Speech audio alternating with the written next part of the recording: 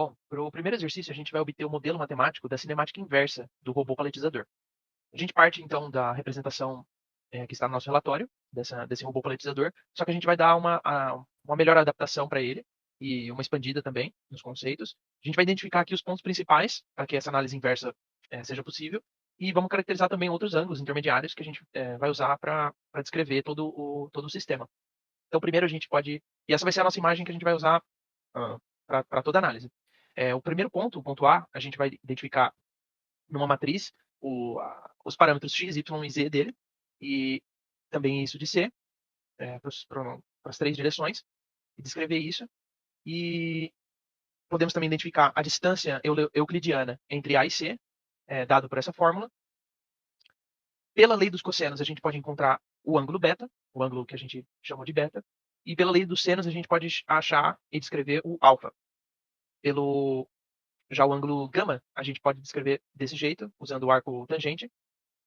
E, observando algumas dependências entre esses ângulos, a gente pode obter algumas propriedades e formular algumas fórmulas para descrever melhor esses ângulos.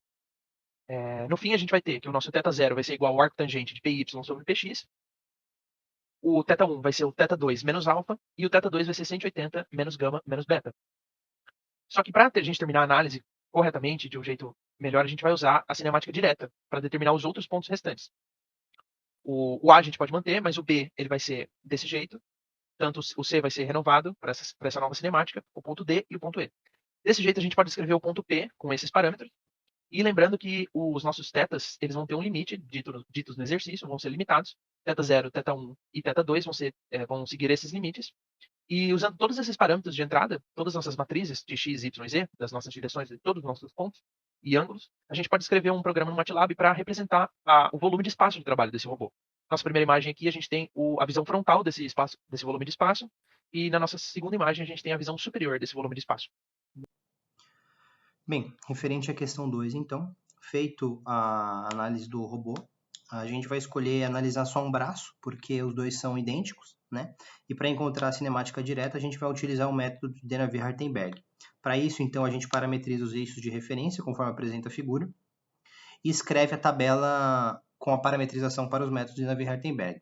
Feito isso, então, a gente pode montar, escrever todas as matrizes de transformação, sendo que a primeira vai ser definida entre T de 1 a 8, porque a gente, nesse primeiro momento, não vai considerar a matriz do zero do sistema real e o primeiro ponto de referência. Além disso, considerando essas matrizes de transformação, a matriz T de 7 a 8 representa o movimento da junta 7 com a extremidade do braço.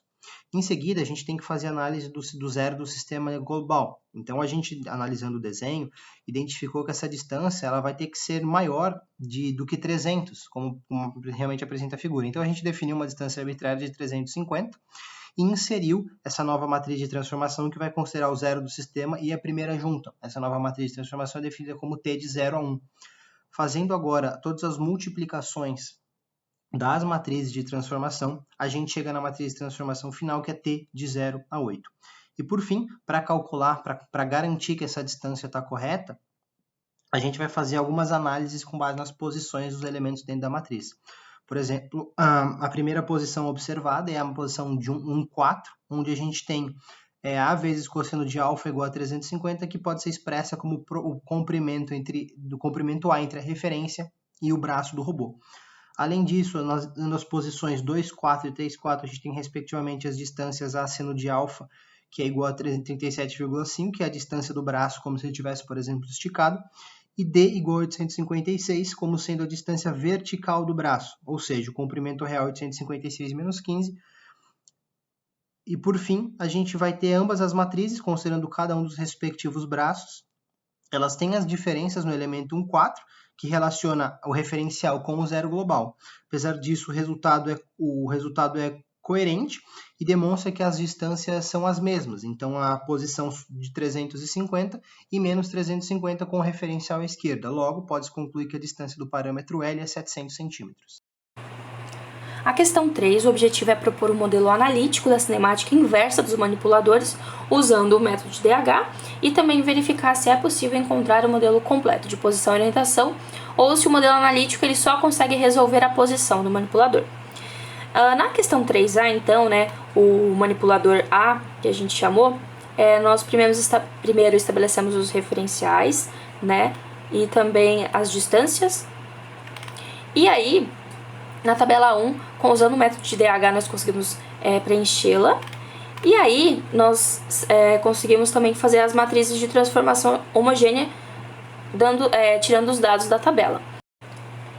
Como sabemos, então, a matriz de transformação que vai de 0 até 3, ela é igual à multiplicação de todas as matrizes. Então, fazendo a inversa da matriz de 0 até 1, e também já colocando todos esses termos nas tabelas, e utilizando a matriz de NOP, a gente consegue encontrar 3 equações, né, comparando os termos. E utilizando a equação 3, nós conseguimos encontrar a variável θ1, e a equação 2 a gente consegue encontrar a variável do θ2.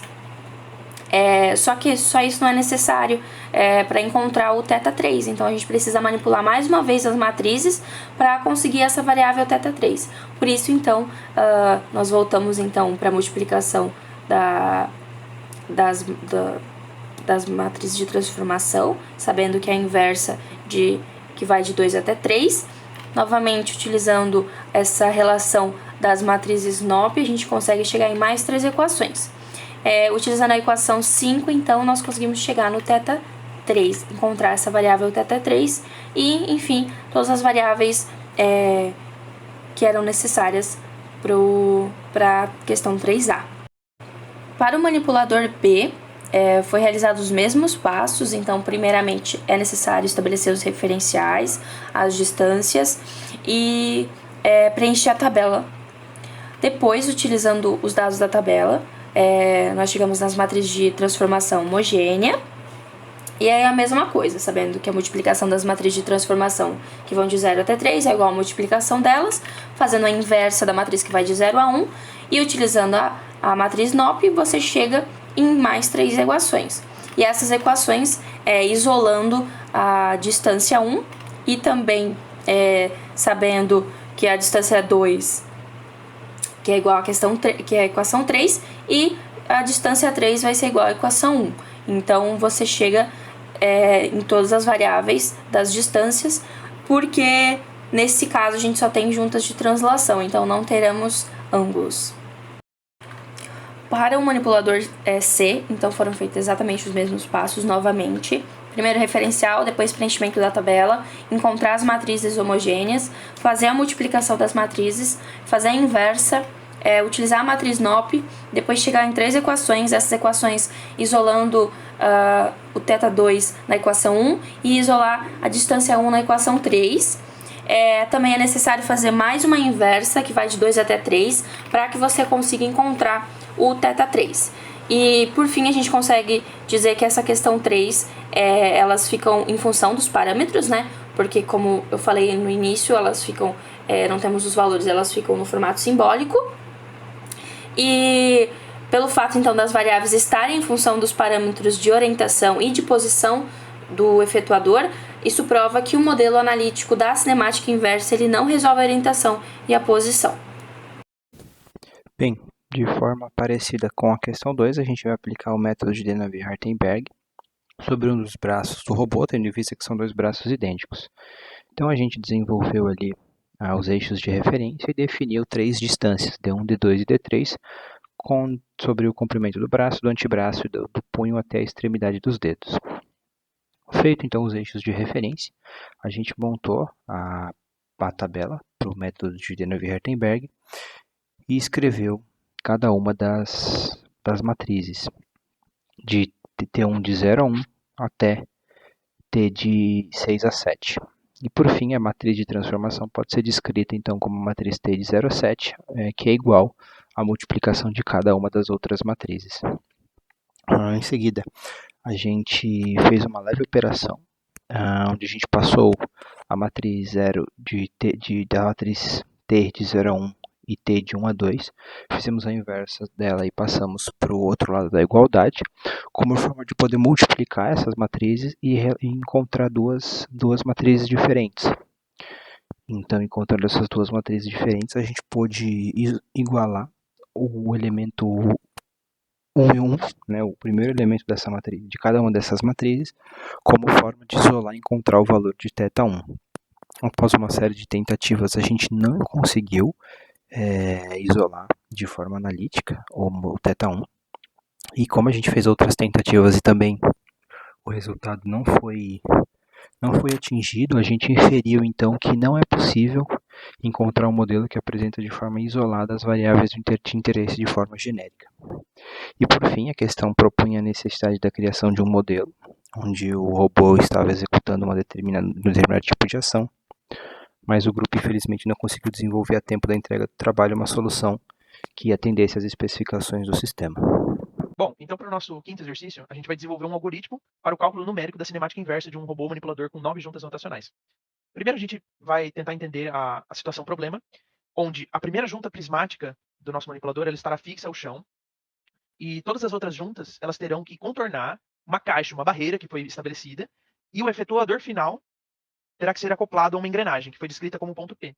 A gente tem os valores das distâncias entre a junta que está fixa ao chão e o começo dessa caixa, e a gente sabe também a abertura dessa caixa, qual é o espaço de trabalho que a gente vai ter, a liberdade ali para a gente trabalhar, que é chamada de L2. Nós conhecemos essas distâncias. Também conhecemos aonde está localizado esse ponto P no espaço, e também sabemos o tamanho de todas as juntas, todos os elos do manipulador. Todos têm o mesmo comprimento e fixo. Depois disso, a gente desenvolveu um programa no GeoGebra com a finalidade de visualizar melhor esse manipulador e também visualizar todos os ângulos que as juntas fariam entre si com as hastes, e visualizando esses ângulos que a gente chamou de θ0 como o ângulo do manipulador fixo e θ8 como o último manipulador.